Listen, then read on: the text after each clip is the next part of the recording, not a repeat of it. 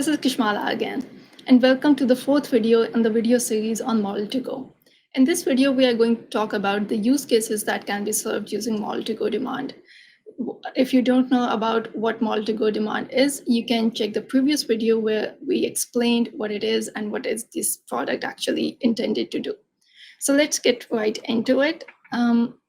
On my screen, you can see a model that is prepared for the region of Atlanta, and this is prepared using Model2Go supply. So all the links and all the zones that you see here, they are created using the Model2Go supply functionality. After we have these zones, as I explained in the previous section of this video series, we upload these zones in the TomTom portal, and as a result, we get this demand.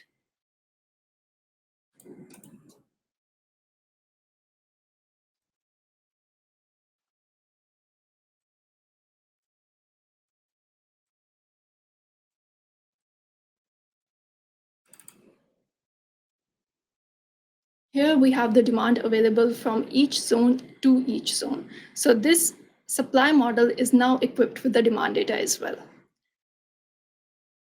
which increases the use cases of this product by a lot.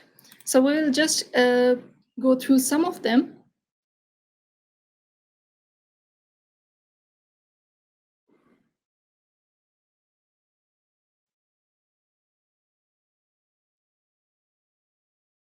Like, for example, in this layout, we can see the desire lines. And these desire lines also help us indicate the key zones that produce and attract the traffic. This sort of analysis can give us an indication of what are the major travel patterns. Like, for example, in this model, we already know that this side of the area, this region, is very actively moving.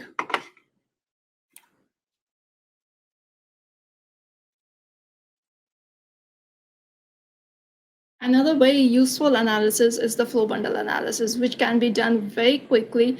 In this case, for this example, I have done this on this major arterial, which is going from this to this direction to that direction. And we can understand the travel patterns of all the people that are using this particular arterial. So for example, in this screen here, you can see that the orange bars, they represent the origin of the traffic, which is using this arterial, and the brown bars, they represent the destination of the traffic. So it gives us an indication of how people are moving from which area of the model to which area.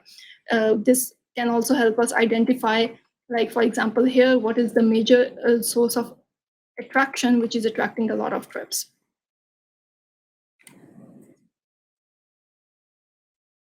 This is rather a simple layout, which helps us identify the total number of trips produced by each zone.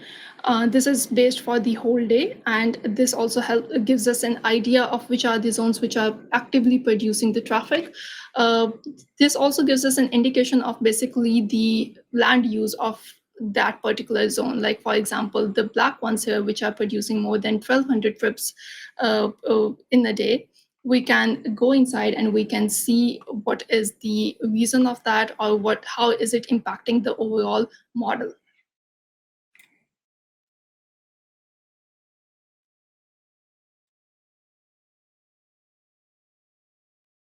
Finally, I have another use case, which is basically when the origin destination demand is assigned to the network.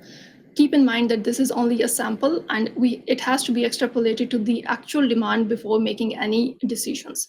So in this case, if we have extrapolated it to the actual demand, we can get an idea of how the network is behaving, which are the roads which are underpopulated, or which are the links which are already reaching their congestion, or where are the bottlenecks which are happening.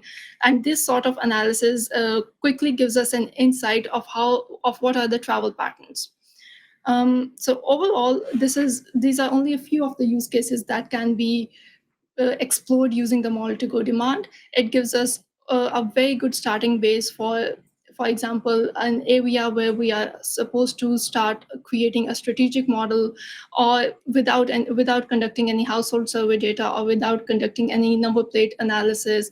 This is a very quick starting base, which gives us a good idea of how the traffic is moving from one part of the region to another part. So if you're interested in more, and if you have any suggestions or comments, we would highly appreciate if you subscribe to our channel and leave a comment down below. Thank you very much.